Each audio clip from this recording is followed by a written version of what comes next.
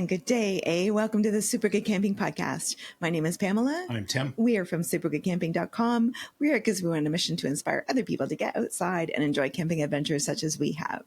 Today, we want to talk about Ontario's top 10 invasive species and what you can do as outdoors people to try to help prevent or repair the damage. First off, we've got some aquatic species.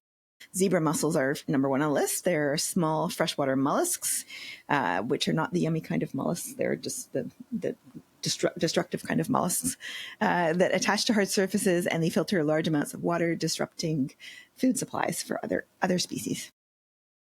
Next is the round goby.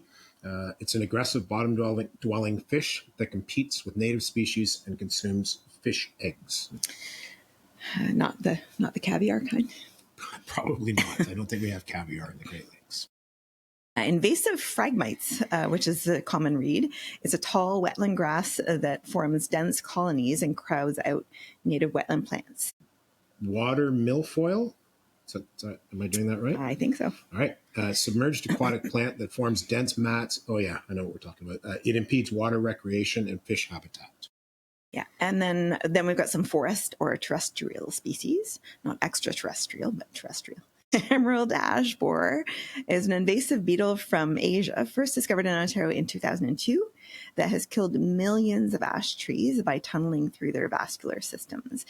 From what I recall about ash trees is they are very connected and underneath the ground. Like what you see as a big forest or stand of ash trees might actually be all one organism. Yeah.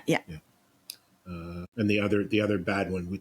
So we had an ash tree out front. Had past tense. They called it, I guess, is the right term. They sometimes have to be cut just so that they don't. Safe.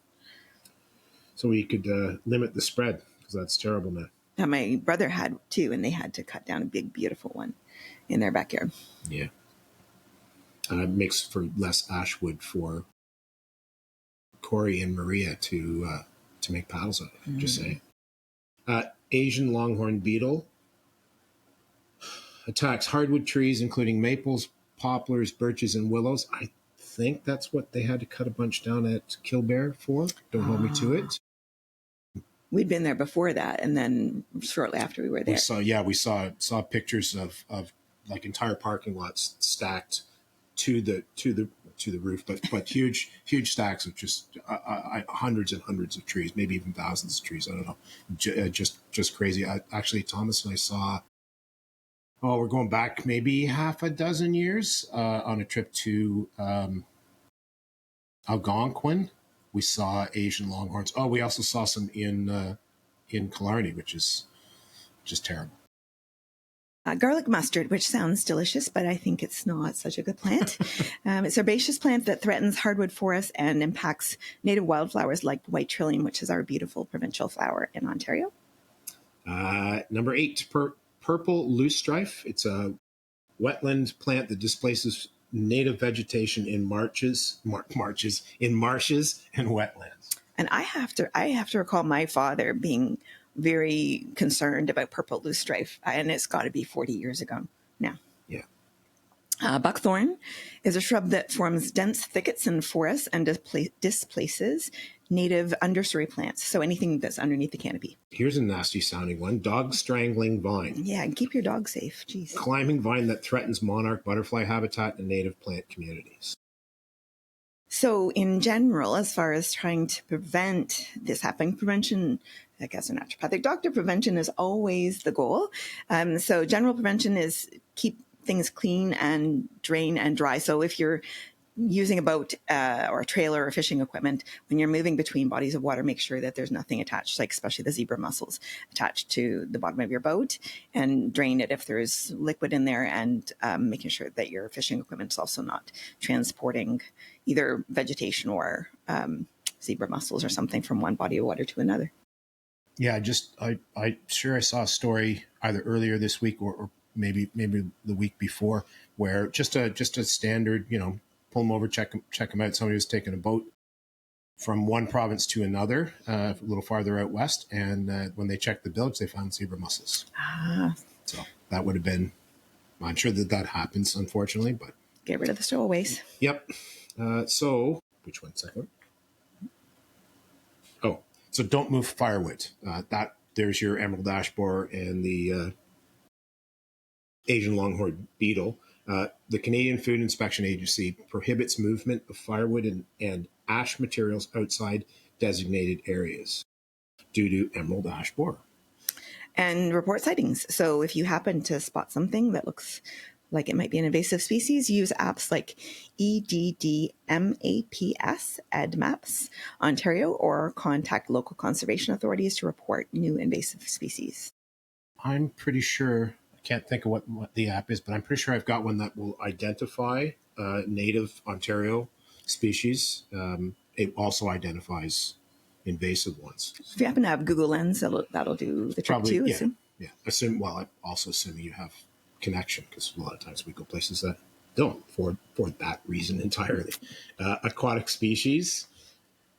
Inspect and remove visible plant materials and animals from boats, trailers, and equipment. Never transport live fish or use them as bait in different water bodies, which, yes, I seem to recall reading that somewhere, because we used to use minnows when we were kids. I tend to use worms now, or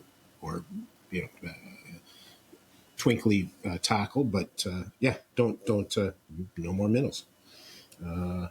Avoid disturbing sediment in infested areas and clean anchors. Oh, good one. And fishing lines thoroughly. Terrestrial plants, so learn to identify invasive plants and avoid purchasing them for your garden. Clean your hiking boots, vehicles, and equipment when moving between natural areas, because seeds might be stuck in the mud on your bottom of your boots, and then you're moving the seeds around.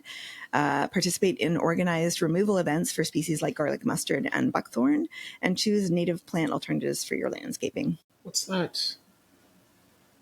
There's a weed that burns when it touches you. I wonder if that's invasive as well, because I know I've had a couple of nasty burns on my legs, so I didn't spot it. Let me cut that part out. Forest pests. So follow quarantine regulations for moving wood materials. Support biological control programs where available, which would be probably not terribly dissimilar to don't move plants from here. Try to keep your boots clean. Don't take seeds with you even. Monitor trees for early signs of infestation, and work with certified arborists for proper tree management. And then take community action. So join local stewardship programs and invasive species removal programs. Here, like, we've got a Friends of group in the neighboring ravine. So they'll do walks, nature walks, and just point out what different plants are. But they also will do cleanup events like Earth Day, kind of cleaning up litter and stuff. But they also will do where they'll go through and try to help remove some of the invasive species, or friends of groups like Friends of Algonquin. Those, I'm sure that they Friends of probably also. There's a lot of conservation areas that have Friends of groups as well. Educate others about identification and prevention. Support municipal and provincial invasive species management initiatives, and follow action plans developed by Ontario's invasive species program. So the key is early detection, rapid response, and ideally prevention in the first place by everybody that uses outdoors, because that's all is our playground. We like to keep it safe. We do. Darned invasive poopy heads. Go back where you came from. That's it for us for today. Thank you so much for listening, as always. If you would like to connect with us, we're on all the social media, and you can always email us. We are at hi@supergoodcamping.com. That's hi@supergoodcamping.com. If you have any questions, feedback, concerns, and or if you have some ideas of things you'd like us to talk about. We'll talk to you again soon.